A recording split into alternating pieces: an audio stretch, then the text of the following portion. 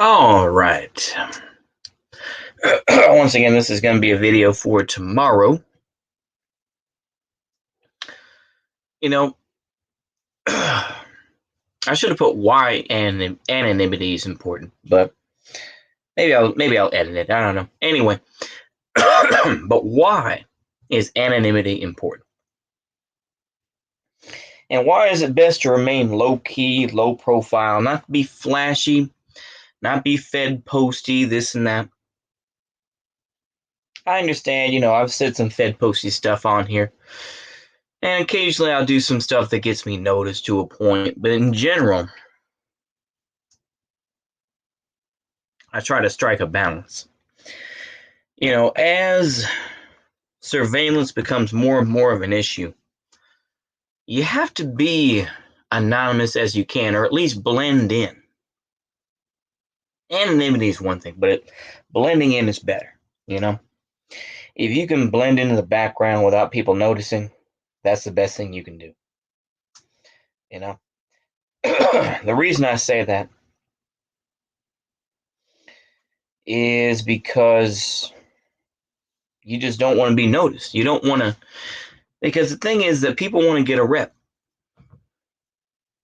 and that cops and, police in general, if they find somebody that they see as a big fish, they're going to take that person more than just your average skag. So to me, anonymity is important. That's why I only try to show my face maybe once or twice. Thinking about that now, let me go ahead and private that video. You know, because I think that it's important to try to remain as anonymous as you can. You know, that's my take anyway.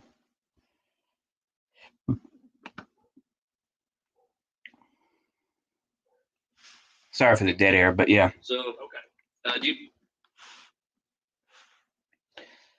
Anonymity and being able to keep your distance from a lot of the crazier folks around. That's the best thing to do. And once again, this may be more of a do as I say, not as I do type of thing, because I've made mistakes. Don't get me wrong, I have. I've made my mistakes, but if you can learn from my mistakes, that's what counts. In my opinion, anyway, that's what counts.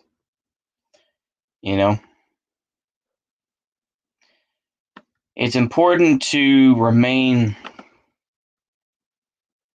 because here's the thing. Here's the thing, in my opinion.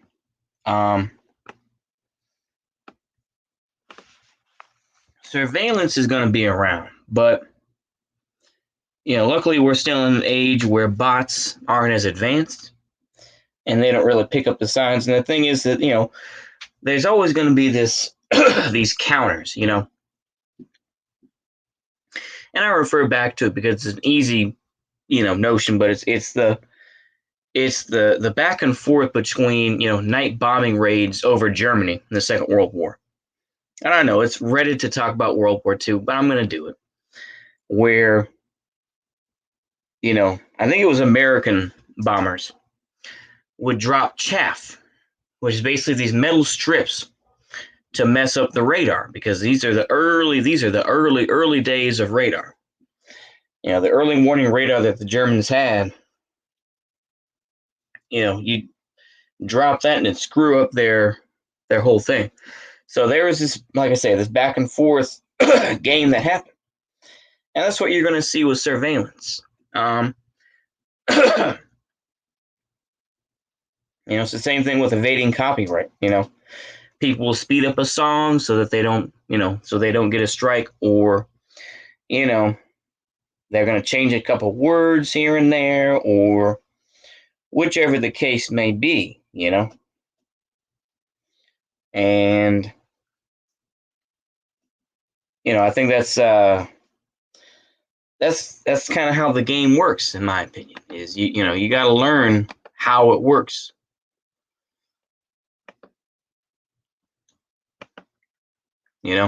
People get busted a lot. but you have to learn to learn those little tricks of the trade. And I'm not saying this is, oh, please, please come catch me. No. I'm just saying this as more of a keep it in mind that, as surveillance continues, that they see it as a boogeyman, but I think that people are going to find ways around it. People are always going to find a way around it. And you just have to be smart enough to do that as well. I think that's all I have. This was just a short video to kind of keep y'all busy a little bit, keep your heads ringing, as they say. Make you think a little bit. Anyway, hope y'all enjoy that. Goodbye.